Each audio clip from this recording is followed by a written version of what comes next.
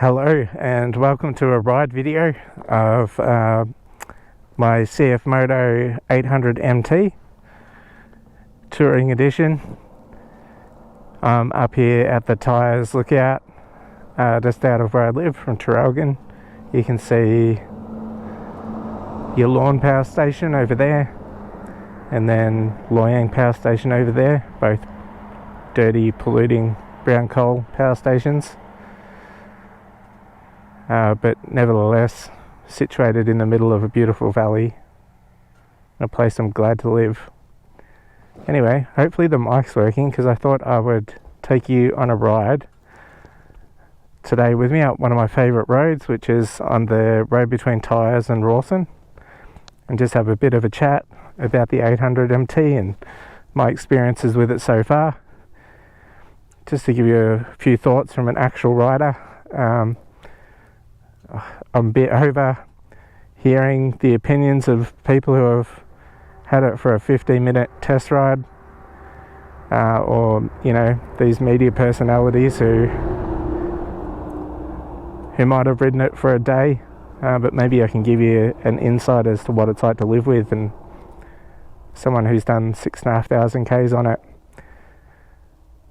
But anyway, let's jump on, take you for a ride, and hopefully you can hear this and I'm not just talking to myself.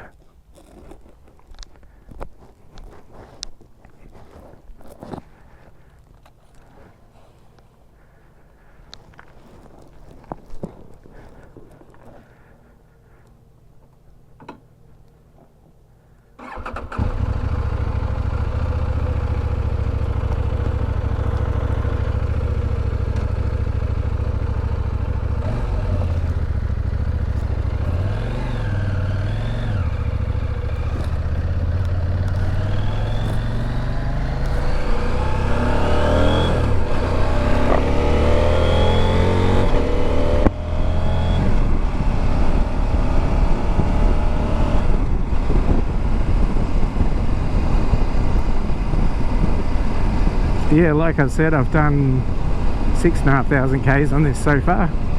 I bought it the day after Boxing Day, and yeah, went down to Melbourne, bought it.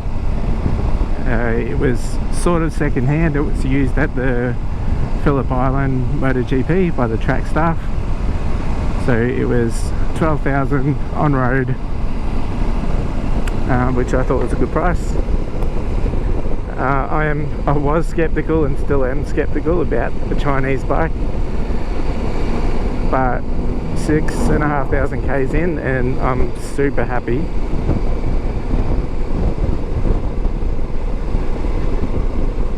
Anyone who's watched my Great Ocean Road video will know that shortly after I bought this bike I got really sick, and I was in a coma in January, and I didn't get to ride it for quite a while because I was so unwell. But I can tell you that once I was given permission to ride and drive, that I don't think I would have recovered as quickly without this thing, because whether it be going for a brisk ride or just getting to somewhere where I could connect with nature was just essential to me starting to feel a little bit better.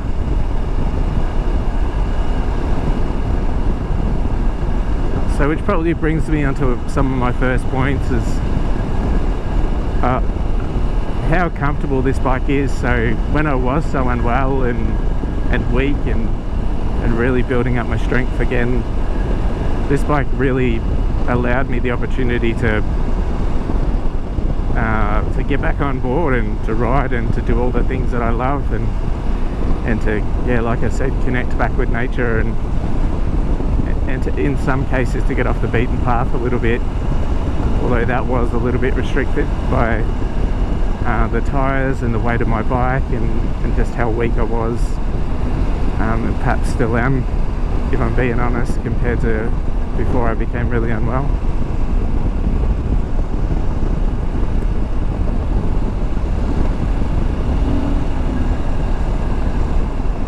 But even now it's 11 degrees today, and just being able to have the heated grips on just to make life a little bit more comfortable. It's just such a cool thing.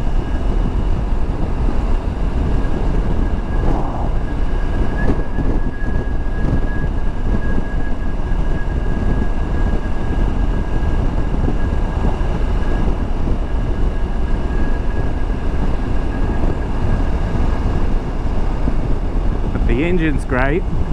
The engine is an absolute perler. It's probably the highlight of this bike for me. Every time I get on it and pull out of my driveway and onto the street where I live, I'm like, I can't believe I get to ride this. It's thrilling. And this is where I think being able to live with the bike helps you to get to understand some of its eccentricities, because I really struggled with the throttle at first because it felt more like an on-off switch than a throttle, and I was kind of like, oh god, what have I got myself into? But once you get used to it, I don't know, you don't even really think about it. It's a bit like, I've heard a lot of people complain about the indicator button as well, and how it doesn't provide a lot of feedback, and they're absolutely right, it doesn't.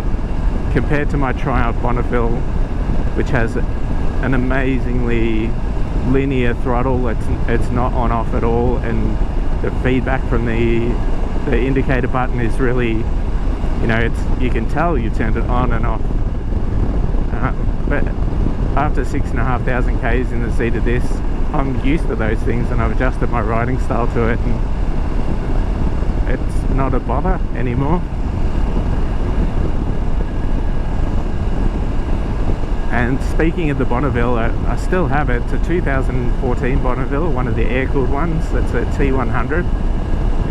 I reckon it's one of the most beautiful bikes probably made in the last decade. It's absolutely stunning. But it's so difficult to ride that compared to these days. Those bumps that I'm going over just now would have almost thrown me off the Bonneville, or definitely jarred my spine, whereas on this you sort of just cruise over them and it's not a problem.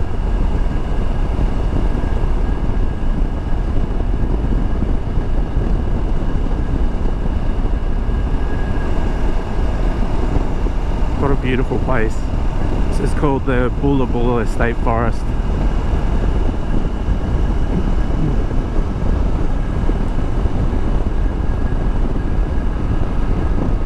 Just have to be a little bit careful of kangaroos and wallabies around this area, but to date I've been lucky, touch wood.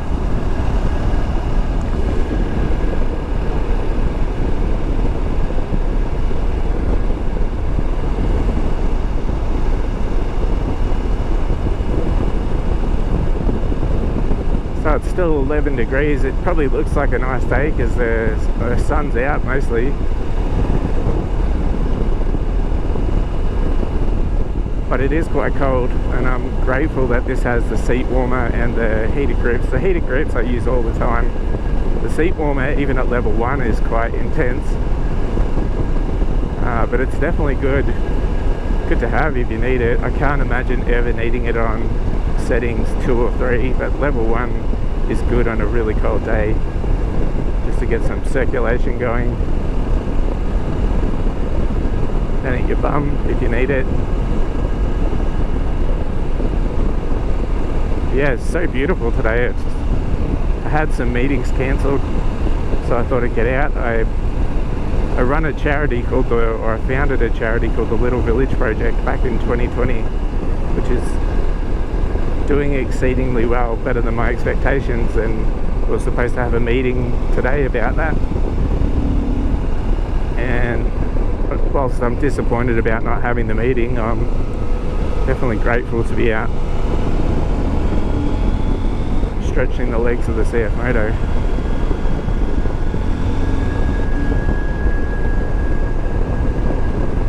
Just got to be careful of some of the road. This road stays damp a lot of the time, and you may or may not be able to pick up in the GoPro, but it does grow some moss on the road, which can make it a little bit slippery.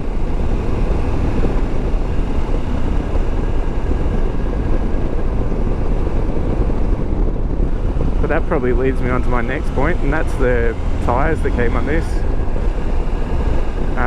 They're pretty rubbish off-road, but having said that, so am I. I have never really ridden off-road.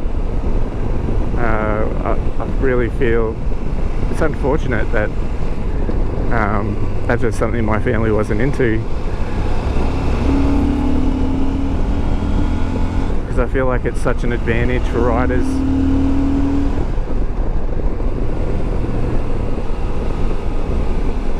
But on road, I can't fault these tyres. They've been really good.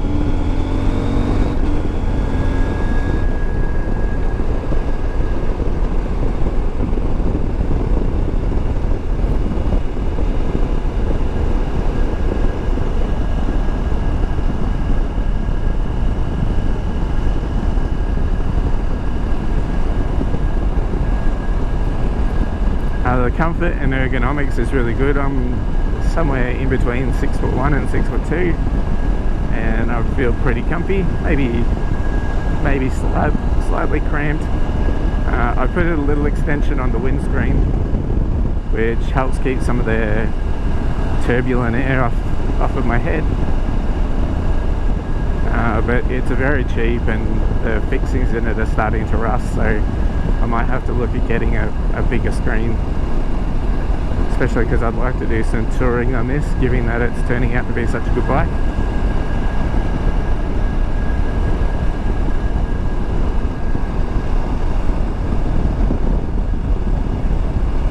I love the display. The display is really good. It's clear. It's got all the information you need on it. It's easily adjustable. Just sort of you just press the set button and it takes you to a little screen which gives you, I don't know, some pertinent information that I like to have. But in particular the tyre pressures. Oh, and that's another thing. There's so much, I think, because this is a Chinese bike, there seems to be a lot of, I don't know, there's a lot of sentiment against it. And I don't know where that comes from. A lot of people say it's, you know, a geopolitical thing and it's about the rights of the Chinese people, and I'm not sure.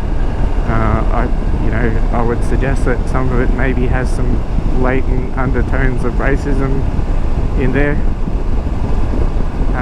But a lot of it's misinformation. So, you know, I've heard that the tyres don't hold the air pressure, which I've not had an issue with that whatsoever.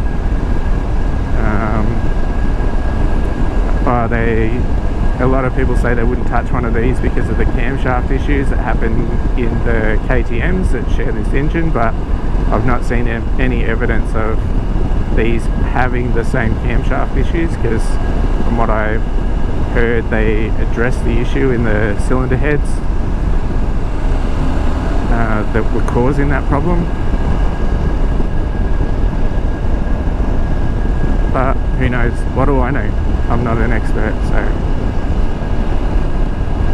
And I guess I put my money where my mouth is, so I'll find out the hard way. And that's the point too. Like, it's my money. And I guess if I've made a mistake, I'll make a mistake. But at the moment, I'm recording this on a Chinese-built GoPro with the assistance of a Chinese-made iPhone. And I imagine if you're watching this, you're watching it on something that was largely, if not completely, made in China. Which kind of, to me, makes it a bit ironic that people might get caught up a little bit in where this is made. And at the end of the day, the best bike for you is the one that, you know, that you're going to be out there riding on. The other thing that comes with having a pseudo adventure bike like this is I don't mind trying things and failing, and ultimately I think that's going to better my riding. So I've dropped this whilst doing low speed maneuvers twice, and you know, it comes with crash protection, which is great. So all I had was a couple of little scratches on the crash bars, and I picked it up and rode off again. Whereas, you know, if I was to try those things on my Bonneville, or perhaps if I'd bought, you know, one of the other bikes that I think are really great looking mid-capacity ADV bikes, like a V-Strom or a Transalp or a Touareg or something like that, I'd probably be a little bit more concerned about having a drop or damaging, ironically damaging crash bars that I'd spent hundreds of dollars on to protect the bike that I'd spent thousands of dollars on.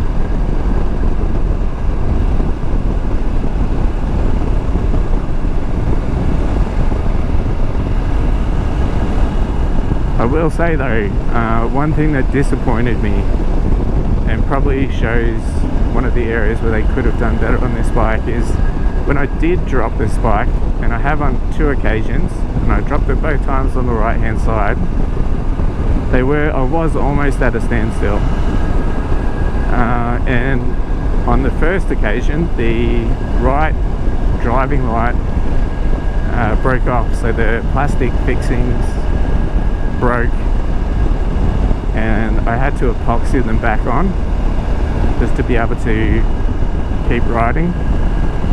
So that wasn't ideal, and that repair has been solid as a rock ever since.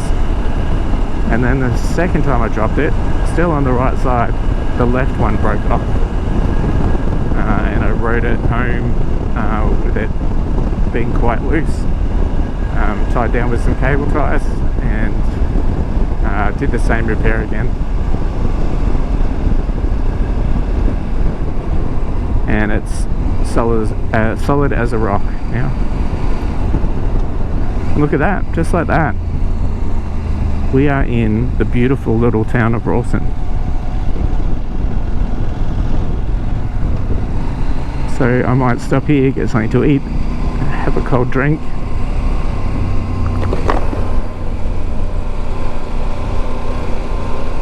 To refresh. And then jump back on and head back down. So hopefully you've been able to hear all this.